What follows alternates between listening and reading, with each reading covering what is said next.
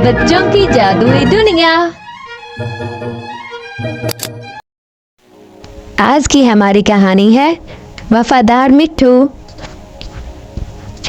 एक दफा एक बादशाह ने एक तोता पाला जिसका नाम मिट्ठू था। मिट्ठू बहुत ज़हीन और समझदार था। एक बार मिट्ठू ने बादशाह से कहा, तुम मुझे एक दिन आज़ादी दो तो मैं तुम्हारे लिए ऐसी चीज़ लाऊंगा कि तुम हैरान हो जाओगे। बादशाह ने मिट्ठू से कहा, अगर तुम कोई अनोखी चीज़ ना लेकर आए तो मैं तुम्हें कत्ल कर दूंगा।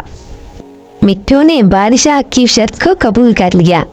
बादशाह ने मिट्ठू को आज़ाद कर दिया एक दिन के लिए। मिट्ठू जंगल में गया और अपने ख़ानदान से मिला और उनके साथ वक्त गुजारा। वापसी पर मिट्ठू ने एक ऐसा बीज लाया जिसको देखकर बादशाह हैरान हो गया। मिट्ठू ने बादशाह को बताया कि ये ऐसे दरख्त का बीज है कि अगर कोई इसका फल खा ले और वो बूढ़ा हो तो वो जवान हो जाएगा, और अगर कोई जवान इसका फल खा ले तो वो कभी बूढ़ा ही ना हो। बादशाह ने वो बीज अपने बाग में लगवा दिया और वो बीज कुछ अरसा गुजरने के बाद एक बहुत बड़े दरख्त में बदल गया।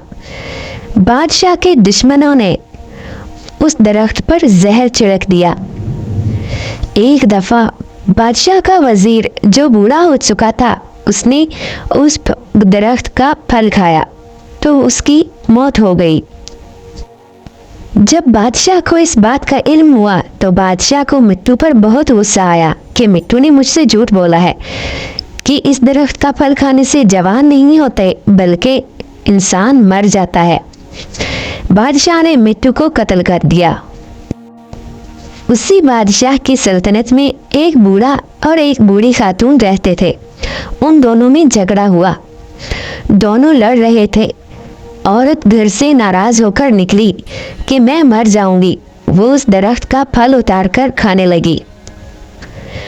उसने जब फल खाया तो वो जवान हो गई। वापस आई तो उस बूढ़े ने उससे पूछा, तुम जवान कैसी हुई? उसने कहा, मैंने उस दरख्त का बीज खाया है। बूढ़ा भी उस दरख्त पर गया और वो फल खाया और जवान होकर वापस आया। दोनों बादशाह सलामत की बारगाह में हाजिर हुए और सारा माजरा बयान किया। बादशाह को अपनी गलती का एहसास हुआ और उससे मिट्ठू की वफादारी पर फख्र हुआ और अपनी गलती पर अफसोस।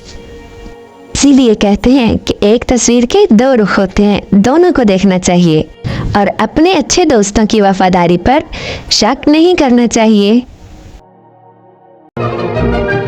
बच्चों की जादुई दुनिया।